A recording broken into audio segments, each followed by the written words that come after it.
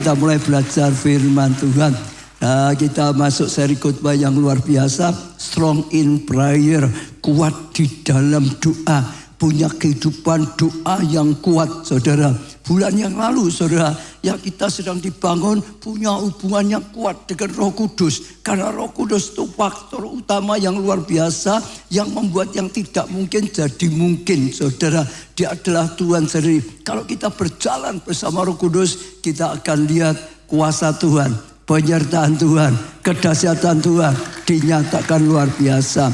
Satu bulan ini kita ganti, saudara, kuat di dalam doa. Kalau saudara bisa renungkan, nanti saudara pelajari sungguh-sungguh, itu sesuatu yang luar biasa yang mungkin saudara tidak terpikirkan. Doa itu kadang-kadang dianggap biasa saja, tapi di balik itu kalau saudara bisa tangkap, membangun kehidupan doa yang kuat, saudara akan lihat kemuliaan Tuhan. Roh Kudus itu berkarya luar biasa sekali dalam kehidupan doa, saudara. Karena dalam doa saudara bisa dapat kesembuhan. Dalam doa saudara bisa mendapatkan mujizat. Dalam doa saudara bisa dapat pertolongan. Dalam doa saudara dapat perlindungan. Dalam doa saudara dapat pengampunan. Dalam doa saudara bisa dapat tuntunan dan banyak hal dalam kehidupan kita. Ini sesi ke-1 kemarin, betapa pentingnya doa, saudara. Tapi hari ini indahnya doa. Saudara akan belajar, oh betapa indahnya doa. Kalau saudara mengerti, saudara akan bergairah, saudara akan senang, saudara akan punya kehausan, ya lapar dan haus kerinduan yang luar biasa untuk membangun kehidupan doa, saudara. Tepuk tangannya yang meriah, saudara.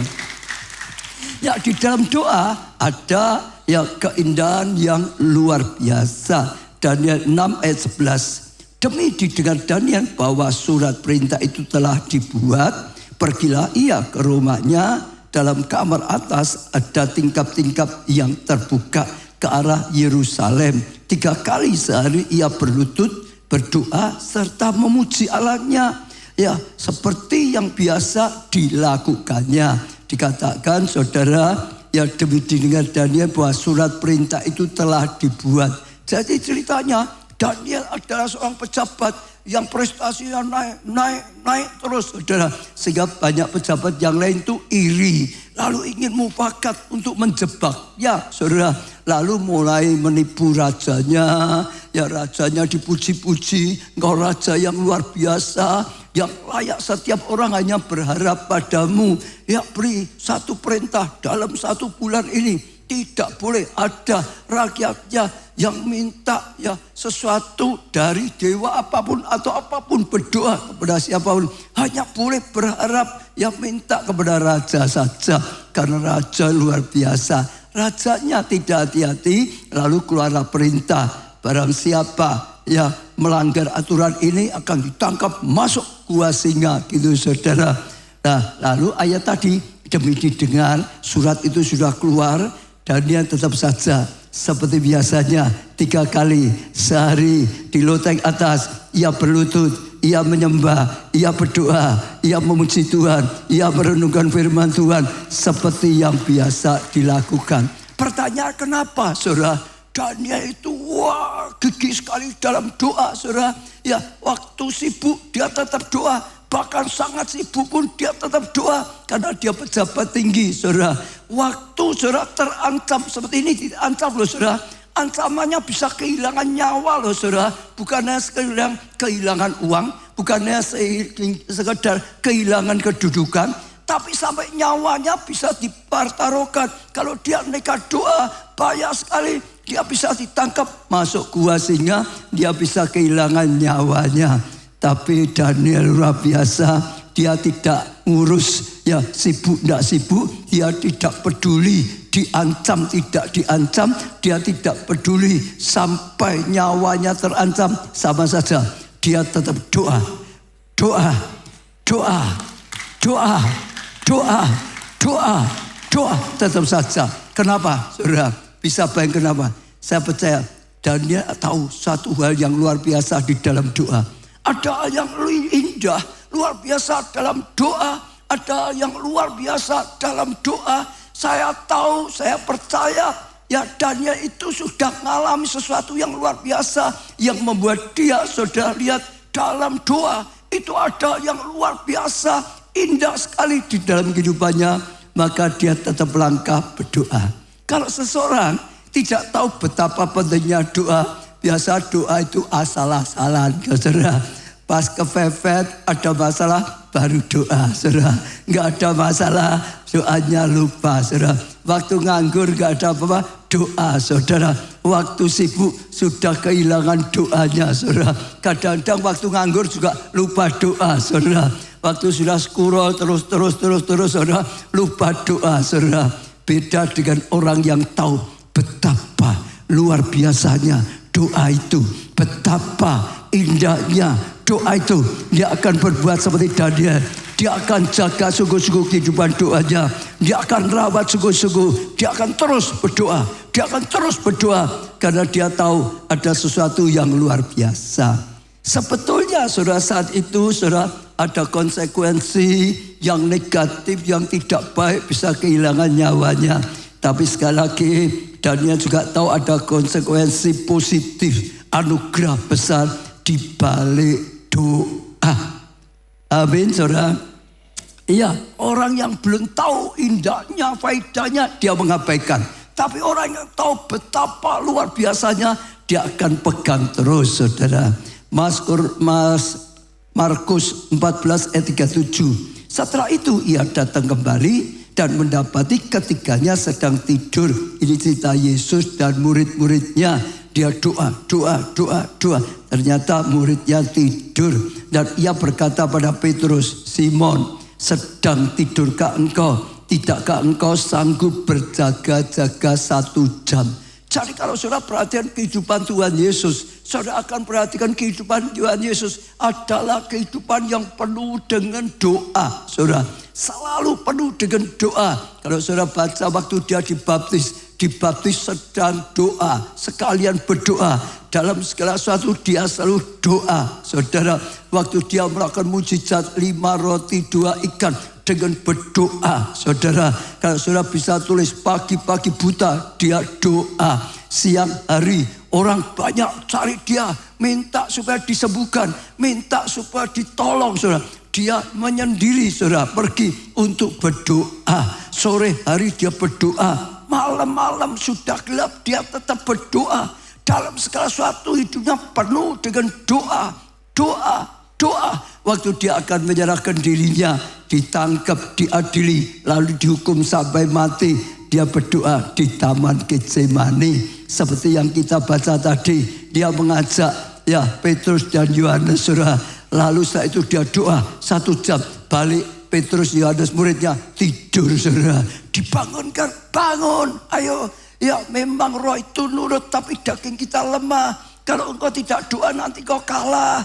Nanti kau jatuh dalam pencobaan. Jatuh waktu ada badai dan masalah. Doa. Lalu mereka doa. Tuhan Yesus pergi lagi ke sebelahnya. Doa sendirian 1 jam. Ditengok lagi, tidur lagi, saudara. Dibangunkan lagi, ayo doa, gitu, saudara. Yesus doa lagi, saudara. Senantiasa Yesus terus doa. Murid-muridnya tidur, saudara.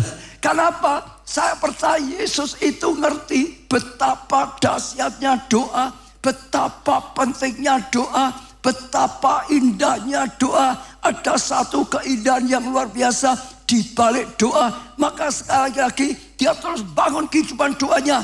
Ya dalam segala keadaan tetap doa, saudara. Oh, dalam segala situasi tetap doa. Apalagi waktu menghadapi tantangan, masalah yang besar, dia terus doa. Yesus punya kehidupan doa yang luar biasa.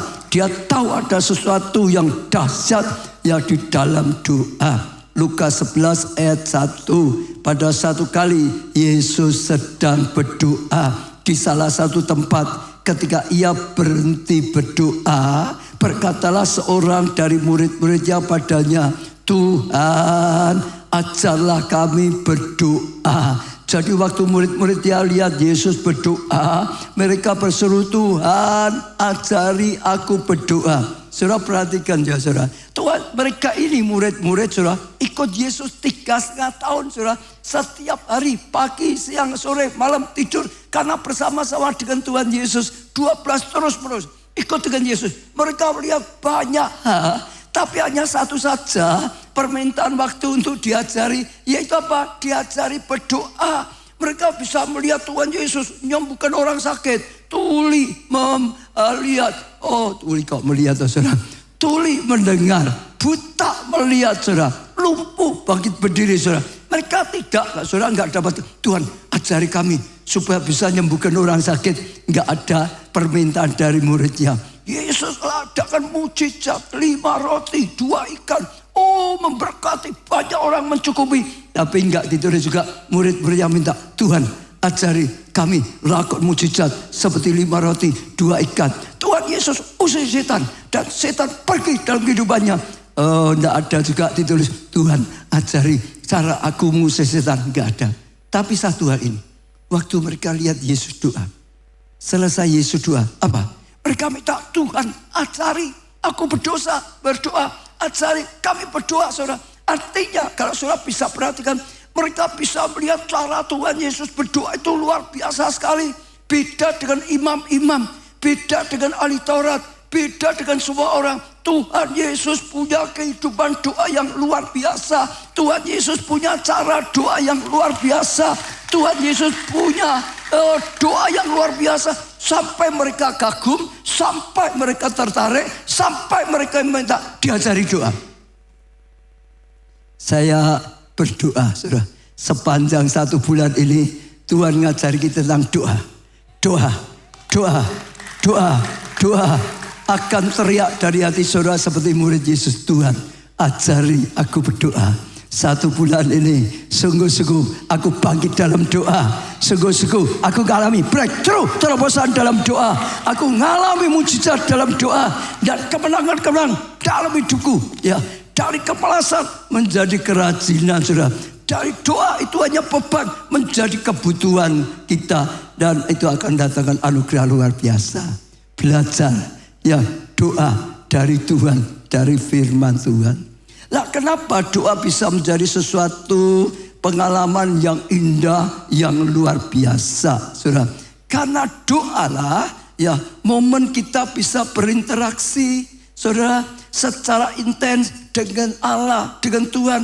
Hanya doalah membuat kita bisa ketemu dengan Tuhan. Doa membuat kita bisa interaksi, saudara, berbincang-bincang, komunikasi dengan Tuhan secara langsung. Doalah membuat kita bisa dapat pengurapan dan macam-macam saudara dari Tuhan.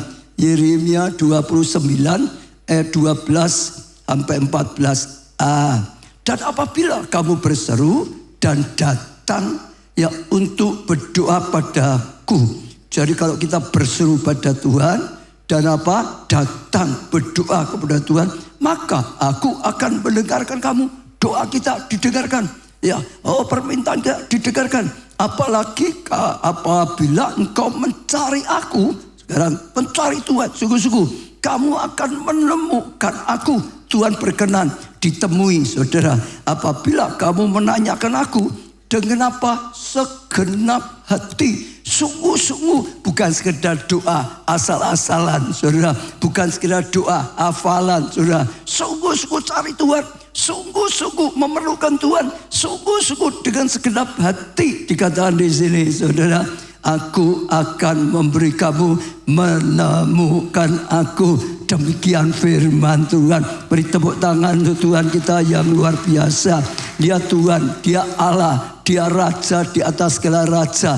Tapi berkenan saudara ketemu dengan kita. Dia memberi sarannya melalui apa? Doa. Waktu kita cari Tuhan, waktu itu kita berseru pada Tuhan, waktu kita sungguh-sungguh menghampiri Tuhan, Tuhan berkenan untuk berjumpa, untuk ketemu, ditemuilah kita. Itu anugerah yang luar biasa. Kenapa? Tuhan itu Tuhan yang maha besar, maha mulia, maha agung, maha segalanya. Harusnya kita itu tidak mungkin bisa menjangkau Tuhan. Tapi karena kasih karunia saja, apalagi pengorbanan Yesus, kita anak-anaknya, waktu kita doa, waktu kita berseru, waktu kita memanggil nama Tuhan, Tuhan berkenan hadir, Tuhan berkenan ditemuinya, Tuhan berkenan nanggap kita. Itu anugerah yang luar biasa sekali.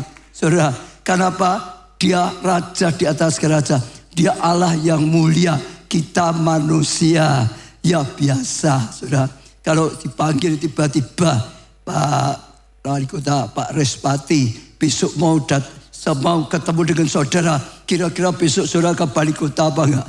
Saudara, ada sesuatu. Pak Rangga, kalau tiba-tiba besok ke Jakarta mau ditemui Pak Prabowo, besok berangkat enggak? Pasti saya percaya, sudah pasti berangkat. Yang lain tunggu saya, aku mau ketemu Presiden Pak Prabowo, tiketnya tetap diberi. Betul enggak saudara?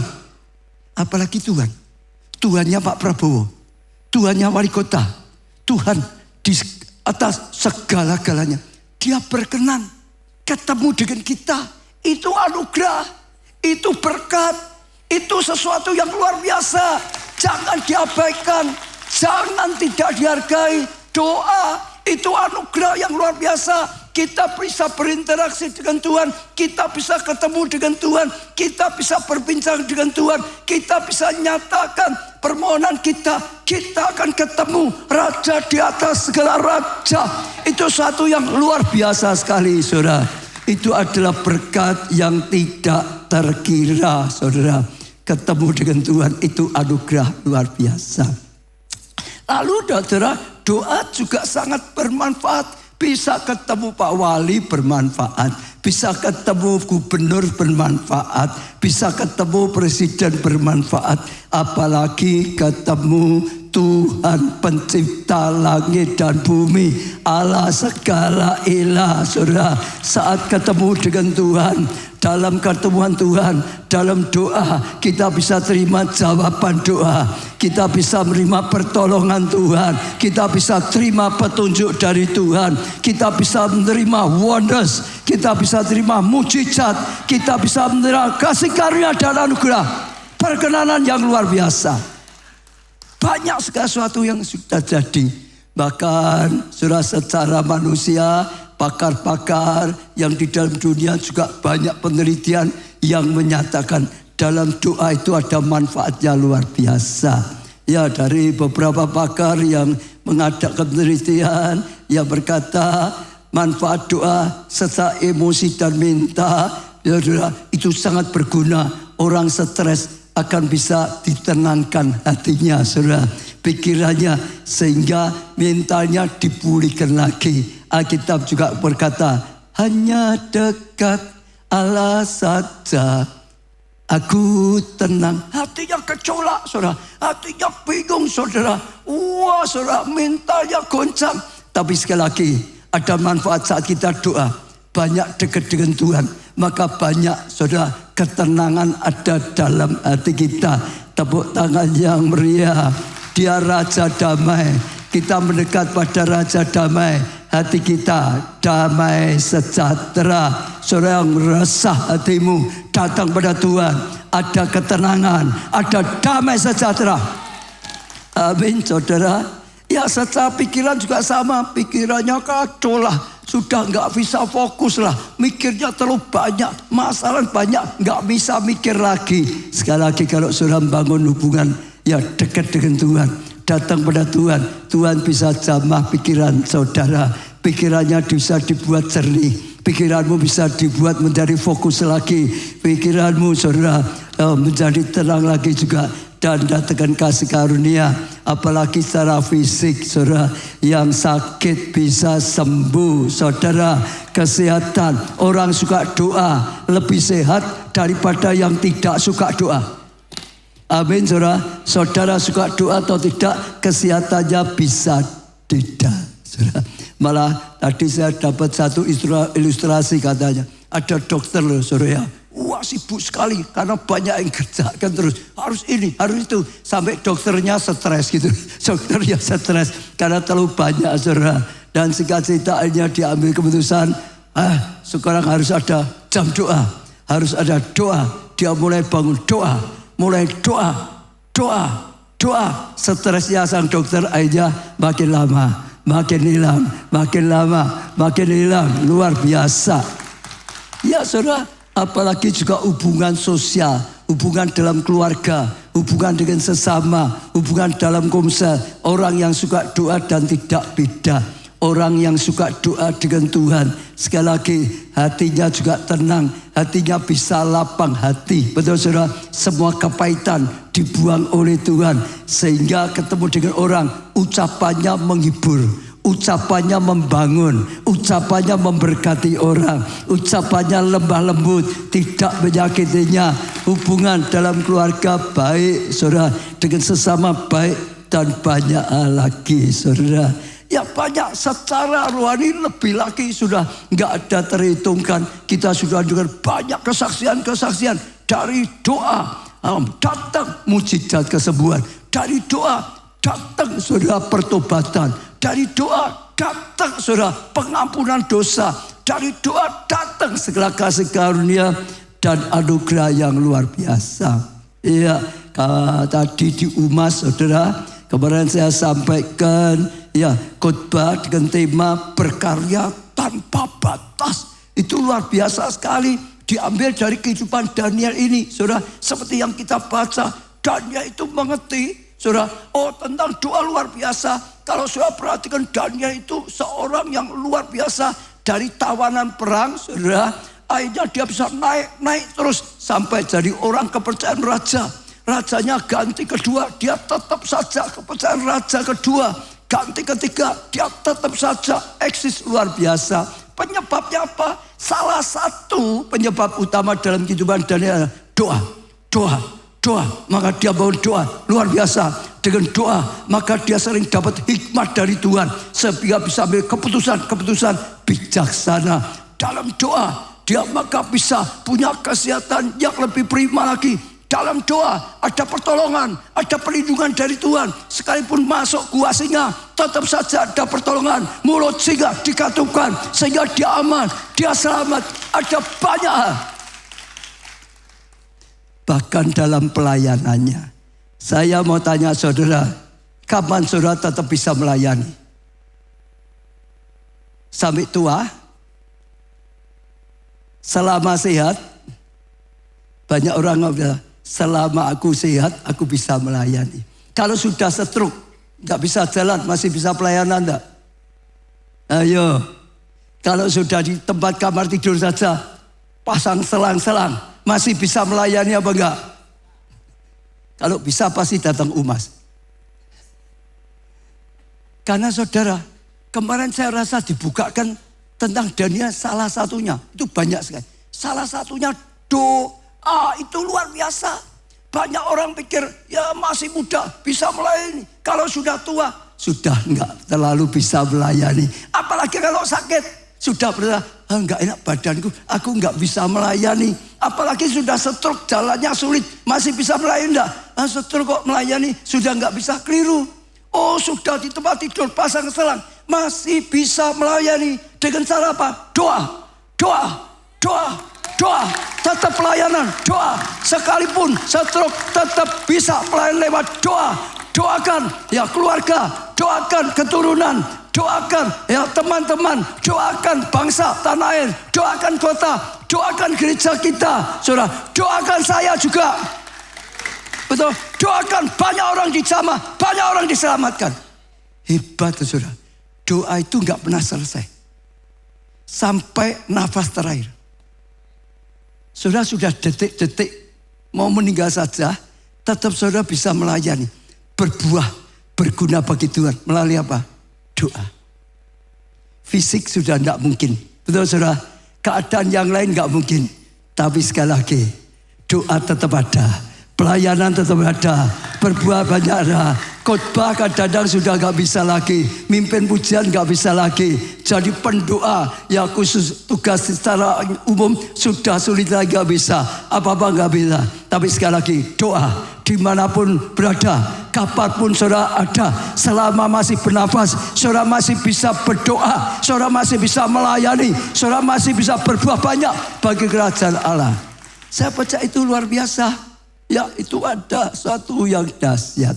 Lah, bagaimana bisa menemukan keindahan yang luar biasa dalam doa? Bagaimana kita bisa mengalami doa itu sesuatu yang indah, sesuatu yang luar biasa, mengalami nikmat doa itu, anugerah besar doa itu, saudara. Yang pertama, tenggelam lebih dalam. Katakan 1, 2, 3. Tenggelam lebih dalam. Sekali lagi, tenggelam lebih dalam. Kenikmatan doa terletak bagian dalam, bukan di permukaan. Saudara dengar ya, segala sesuatu kalau saudaranya di permukaan itu nggak ada apa-apanya. Tapi kalau saudara masuk sampai kedalaman, di dalamlah saudara akan temukan banyak hal yang luar biasa. Misalnya ini tanah, ya, tambang, di luar nggak ada apa-apanya. Tapi kalau kau gali, akan terus lebih dalam, terus sampai titik tambangnya ada, saudara akan temukan kemuliaan yang luar biasa. Main gitar, saudara, kalau saudara belum belajar terus nggak bisa. Saudara nikmati nggak bisa. Yang bisa gitar siapa di sini? Yang nggak bisa siapa? Gitar. Saudara kalau suruh latihan gitar 1 jam sudah sakit semua, saudara. Enak enggak? Nah, enak, saudara. Tapi kalau saudara sudah diajari caranya, teorinya, dan sudah dilatih, wah, gitar itu nikmat. Bisa masuk hadirat Tuhan dengan gitar. Dalam doa pribadiku sangat diberkati adanya gitar. Kalau saudara belajar, saudara masuk dalam, saudara dalami, saudara pelajari, dalami. Nanti saudara akan temukan keindahan yang luar biasa. Doa seperti itu, saudara. Dengar ya. Kalau saudara hanya punya doa yang cetek, hanya doa yang tipis, saudara itu sepertinya nggak ada apa-apanya doa. Nggak ada indahnya, nggak ada kuasanya, saudara. Kecuali saudara bangun kehidupan doa saudara makin dalam, makin dalam, makin dalam, makin dalam. Saudara akan temukan, oh indahnya doa, nikmatnya doa, kuasanya doa, keajaibannya doa, berkatnya doa, kedahsyatan doa yang luar biasa. Sekali lagi, dalam segala hal gitu, orang kerja, asal kerja sama pelajari sungguh-sungguh, pelajari sungguh-sungguh, pelajari sungguh, dalami sungguh-sungguh, kuasai sungguh-sungguh, beda. Doa juga sama. Harus saudara, ya, masuk ke dalaman dan saudara akan temukan yang luar biasa, saudara. Lalu setelah itu jangan terburu-buru. Sudah ketemu Tuhan, saudara dengar ya tadi, bisa membuat ketemu Tuhan. Sudah ketemu Tuhan, terus jangan langsung selesai. Jangan buru-buru. Kenapa, saudara? Makin lama hadiratnya makin kuat. Makin lama pengurapannya makin kuat. Makin lama pewahyuannya makin dalam. Makin lama remanya makin muncul. Makin lama makin mengalami sesuatu yang dahsyat di dalam Tuhan. Jangan cepat-cepat, jangan buru-buru. Minimal 1 jam. Itu yang diajarkan Tuhan Yesus. 1 jam doa. Lihat muridnya tidur, dibangun aja doa. Dia doa lagi. 1 jam lagi, dia tinjau muridnya, masih lagi tidur, bangun. Dia doa.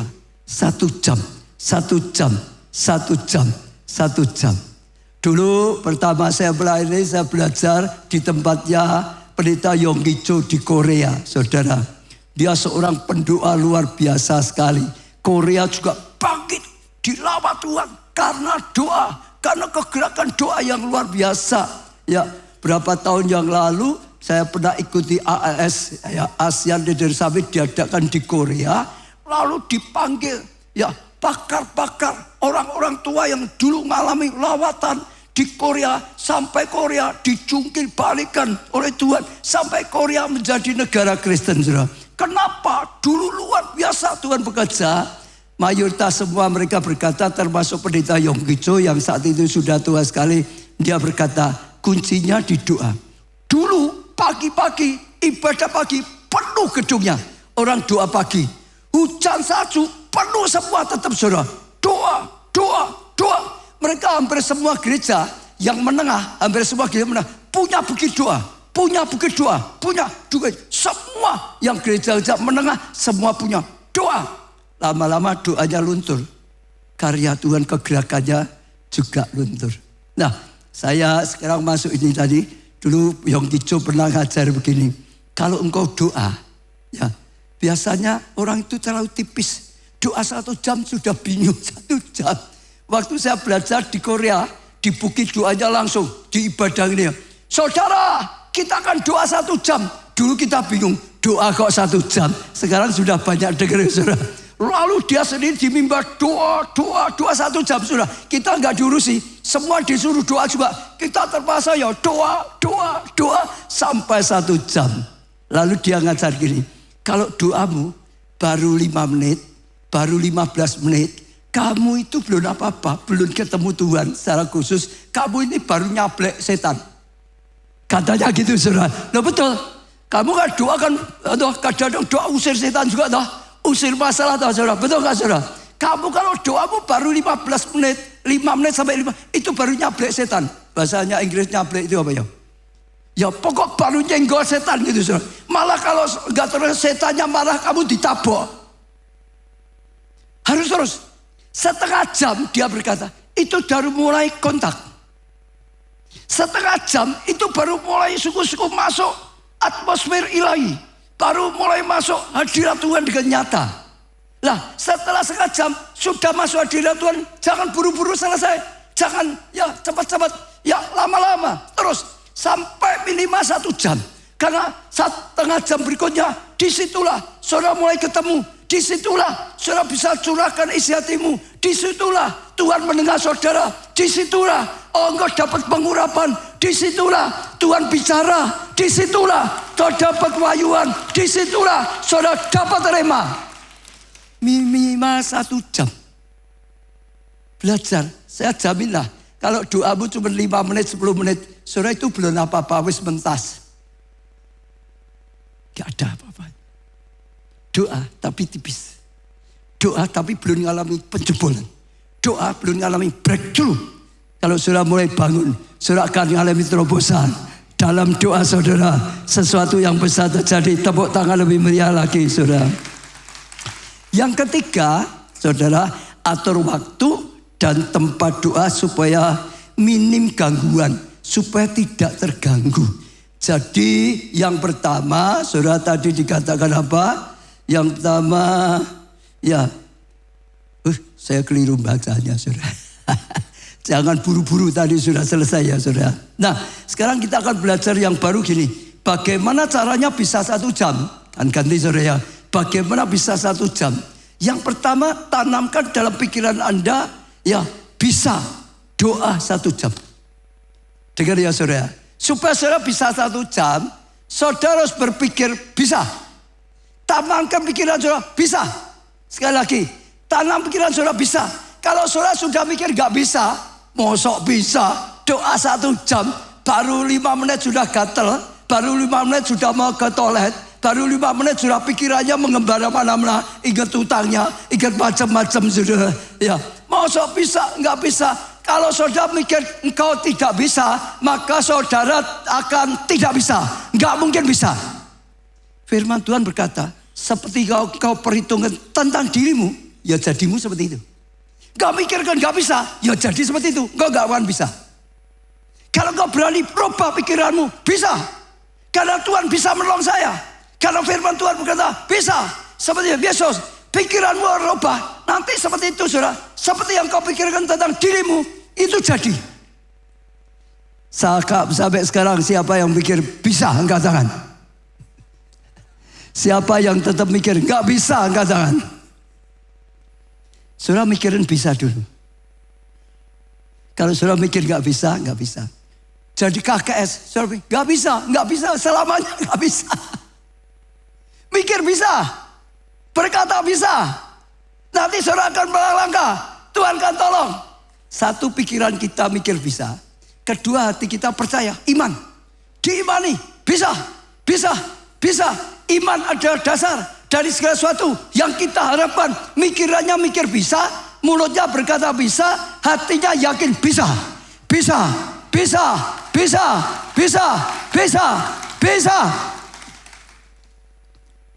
Amin, saudara. Iya, saudara. Lalu saudara atur waktu tempat doa supaya minim gangguan. Supaya tidak banyak gangguan. Tadi mikir, percaya bisa. Saudara, ya. Jadi misalnya ya saudara ya. Saudara cari, ini maksudnya supaya saudara tidak banyak gangguan. Saudara bisa doa dengan baik. Pertama untuk ini. Carilah waktu yang kau itu sedang segar. Bukan sedang letih, capek, kerja, sudah loyo, sudah ngantuk, baru mau mulai doa. Wah itu sulit sekali. Saudara akan digoda, diganggu oleh ngantuk. Doa sebentar, Tuhan tolong ini, amin. Gitu saudara. Nah, kalau saudara bisa, ya doa yang penting itu sedang segar. Pagi lah contohnya, pagi hari sedang segar. Cari, kalau harus kerja ya bangunnya lebih pagi lagi. Lalu saudara dengar, carilah tempat yang tidak banyak diganggu orang. Tempat. Kadang-kadang orang banyak kan sulit. Betul enggak saudara? Selain orang banyak sulit juga saudara HP dimatiin. Kalau enggak dimatiin, nanti saudara diganggu lagi. Ada HP, kadang-kadang scroll, lihat WhatsApp, macam-macam. Itu akan ganggu. Pokok cari supaya doamu tidak terganggu. Lalu juga waktu yang saudara enggak ada janji. Kalau saudara sudah mikir ya, ini pas loh, 1 jam. Nanti setelah ini aku ada janji. Saudara dengar ya. Lalu kalau saudara doa, saya jamin sebentar. Lihat jamnya, sudah berapa lama. Berapa lama konsentrasimu terganggu terus. Yang pasti, cari tempat, cari waktu yang tidak terganggu. Makin minim gangguan, makin tenang, makin khusyuk saudara berdoa, makin saudara bisa doa dengan baik. Cari, kalau di rumah tidak ada pondok Daud, di gereja ada. Betul? Mau 1 jam, mau 5 jam, bisa. Miracle Night Worship, jam 10 malam sampai 4 pagi. Mau berapa jam, ada waktu banyak sekali. Lalu yang ketiga, jangan berdoa dengan monoton. Itu terus, saudara bosan. Doanya jangan itu terus, lama-lama bosan. Apalagi doa hafalan, ya itu terus bosan. Doa itu ada banyak macam. Ada doa siapa? Tuhan minta siapa? Doakan ini macam-macam. Ada doa peperangan, hancurkan kuasa gelapan. Ada doa keintiman dengan Tuhan. Ada doa ucapan syukur. Saudara doa sesuai dengan kondisi yang ada. Sesuai dengan waktu yang ada. Keadaan yang ada. Pokok jangan monoton. Jangan terus biasa itu saja. Diulang-ulang terus. Tapi sesuai dengan keadaan. Saudara kreatif. Doa tentang keluarga. Doa tentang kesehatan. Doa tentang usaha. Doa untuk pemerintah. Doa untuk gereja kita. Gereja-gereja. Doa untuk saya juga. Doa saudara. Yang kreatif. Caranya juga yang kreatif saudara. Jangan sama saja. Saya lihat dalam kehidupan orang itu beda. Di Alkitab contohnya. Daniel tadi. 3 kali sehari. Berlutut. Menyembah. Saudara. Berdoa. Itu minta saudara. Lalu juga memuji. Ada renungan firman. Daud berkata beda. Daud seorang pendoa yang luar biasa. Kalau Daniel seperti pendoa syafaat. Kalau Daud itu pondok Daud. 7 kali sehari aku memuji Tuhan. 7 kali sehari. Doanya banyak pujian. Petrus di Alkitab ditulis jam 3 pagi dia sudah keluar untuk cari ya tempat berdoa. Luar biasa sekali saudara. Bahkan dalam sejarah saya lihat orang juga beda-beda. Saya belakangan belajar banyak di tempatnya Adeboye. Saudara masih ingat ya saudara? Adeboye punya kehidupan yang banyak sekali. Doa puasanya banyak sekali saudara. Salah satu doa yang terkenal dan unik dari Adeboye tahu enggak? Dia malam atau pagi doa sambil jalan-jalan. Doa terus jalan-jalan.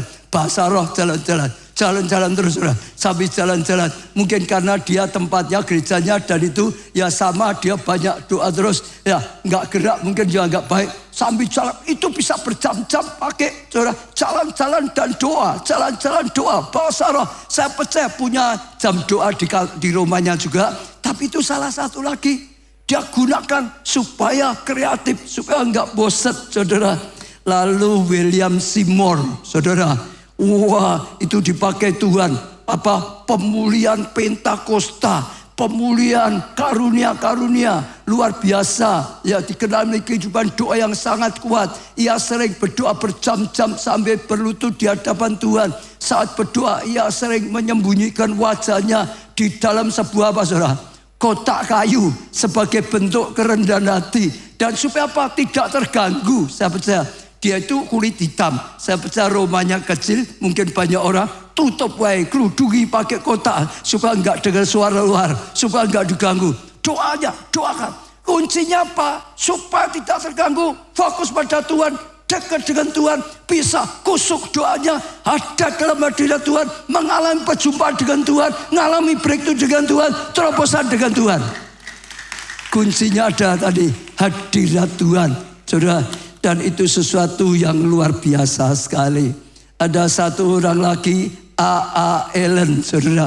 Mungkin bisa dikeluarkan kalau salah. A. Allen, wah panjang, wis tak singkat aja, saudara. Dia dipakai Tuhan luar biasa sekali, saudara. Ya, tapi ada satu doanya yang saudara kalau baca buku-bukunya ada. Dia rindu punya kehidupan doa yang luar biasa, saudara. Tapi selalu terganggu. Ya kalau enggak wah, mau ke toilet, kalau enggak ini dan itu juga seringkali dia sudah kusuk-kusuknya. Tiba-tiba ada bau, istrinya sedang goreng gitu saudara. Bus saudara, langsung sudah lapar. Ya pergi keluar, makan saudara. Hanya dia ambil satu keputusan. Dia masuk kamar doa, lalu minta istrinya digembok dari luar. Jadi nggak bisa keluar saudara. Minta istrinya yang jaga, digembok dari luar. Sebelum waktuku selesai, aku nggak boleh keluar. Mau keluar juga nggak bisa. Digembok saudara. Karena sudah digembok, pikirannya nggak pikir keluar saudara. Memang nggak bisa keluar saudara. Bangun terus, bangun kehidupan doa, bangun kehidupan doanya. Luar biasa. Pendeta Yogico banyak sekali. Tapi salah satu yang saya kagum waktu saya belajar doa di Pendeta Yogico, satu hari saudara, Presiden Korea telepon ke gerejanya mencari Pendeta Yogico. Diterima oleh sekretarisnya, saudara. Ya Presiden berkata, ya aku ada perlu mau bicara dengan ya Pendeta Yogico, itu saudara. Lalu sekretarisnya ngomong apa? Pak Presiden, maaf sekali, pendetaku baru doa sendirian. Oh, sudah pesan pokok setiap kali ya pendetanya doa sendirian tidak boleh diganggu, nggak boleh dipanggil, siapapun nggak boleh. Karena pendetaku berkata, aku sedang ketemu raja di atas segala raja. Ini penting sekali. Jadi nggak mau diganggu oleh siapapun. Maka sekretarisnya berkata, maaf ya Pak Presiden. Jadi nanti saja kalau pendetaku sudah selesai doanya, aku hubungi lagi, nanti baru ketemu. Saudara bayangkan, Presiden saja nyari. Nggak bisa. Komitmen dengan doanya hebat. Komitmen dengan doanya luar biasa. Satu lagi saudara, satu lagi yaitu Susana.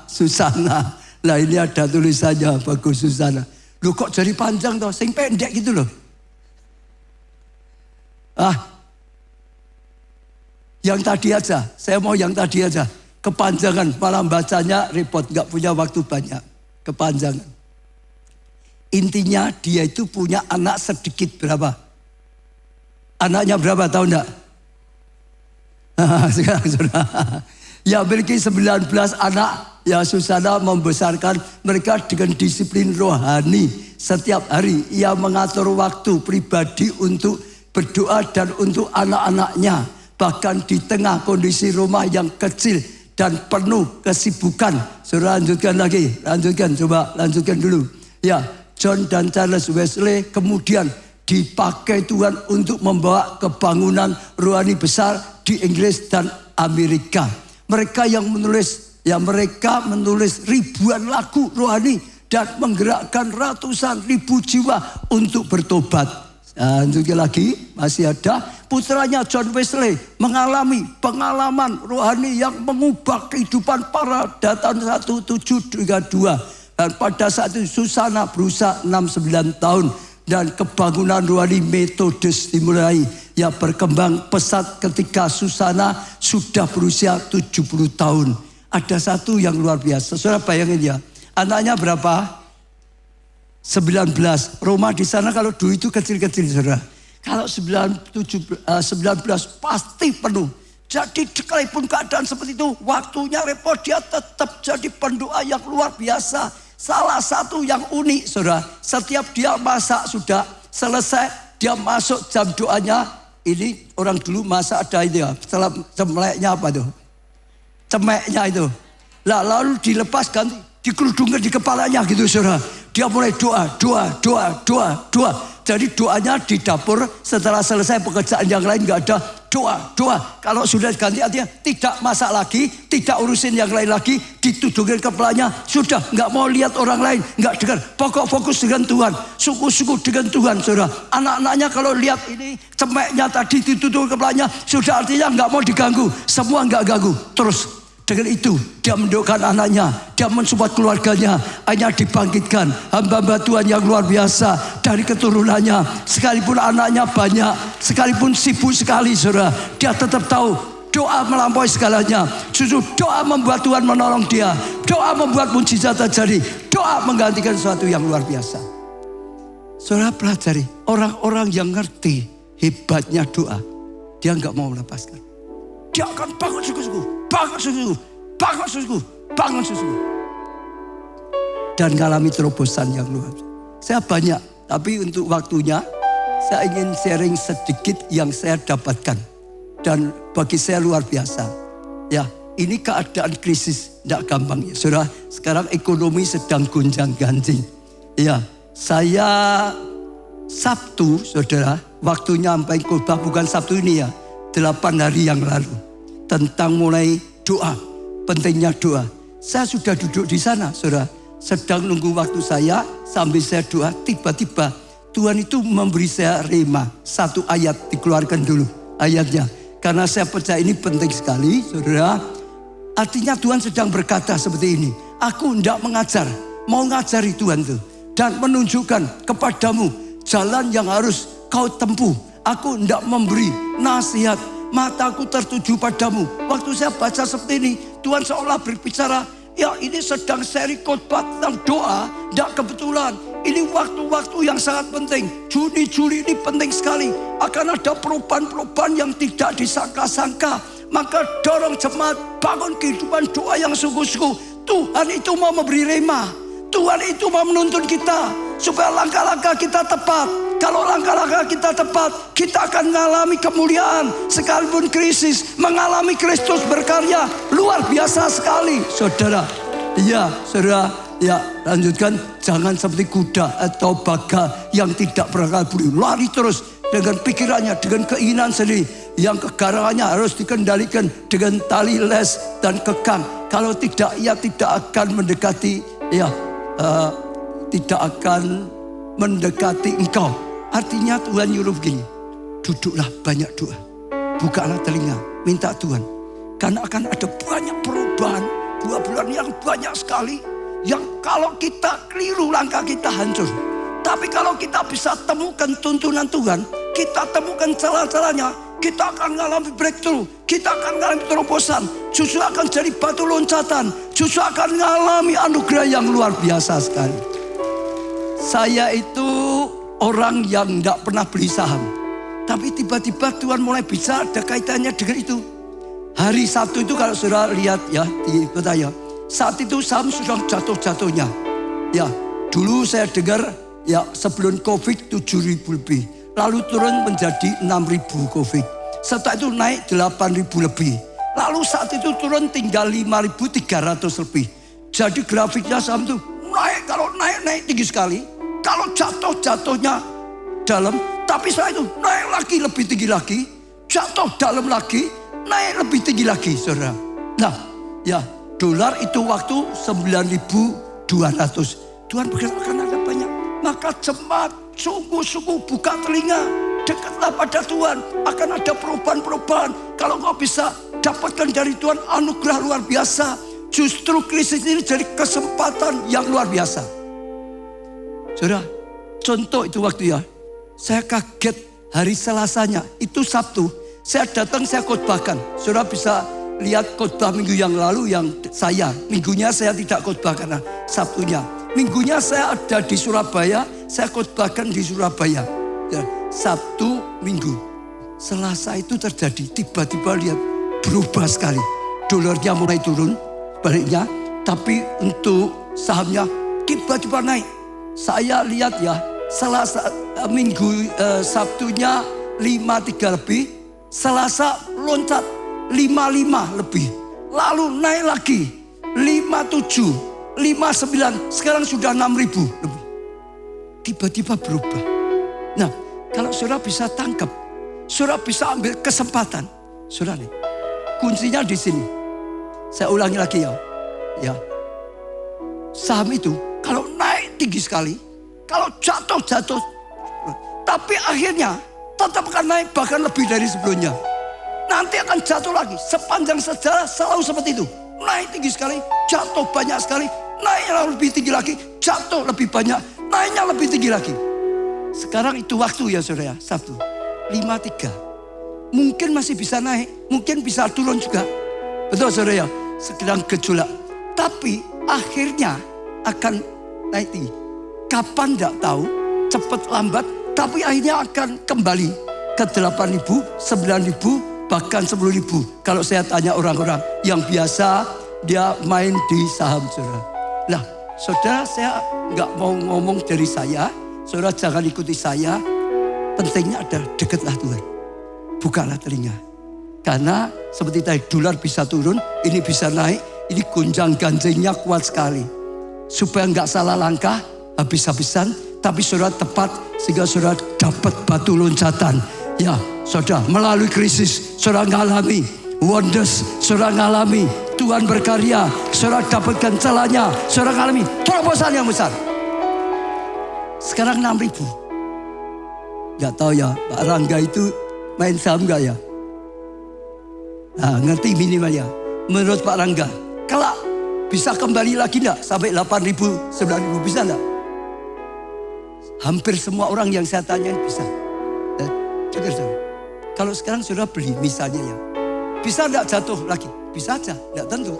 Itu naik turun, bisa sampai 4.000 bisa. Tapi kalau tidak dijual, saudara pegang terus, nantinya akhirnya akan sampai 8.000, 9.000, nantinya akan. Kerja biasa, untungnya sedikit. Seperti ini langkah. Tidak ada kesempatan tiap tahun. Betul tak ya? Mungkin sekian lama, 7 tahun, 8 tahun, baru ada kesempatan. Nah, saya tidak sekali lagi, saudara jangan karena perkataan saya, karena saya sendiri gak pernah beli saham, saudara gak ngerti, tapi saya dapat rema. Kalau saudara bisa tangkap, saya doakan Tuhan yang juga beri rema pada saudara, bukakan pada saudara, tapi mendekatlah pada Tuhan. Tuhan berkata, mataku tertuju padamu. Artinya Tuhan ingin memberitahu saudara. Tuhan ingin memberitahu saudara. Saudara datang pada Tuhan. Dan saudara akan lihat kemuliaan Tuhan dinyatakan.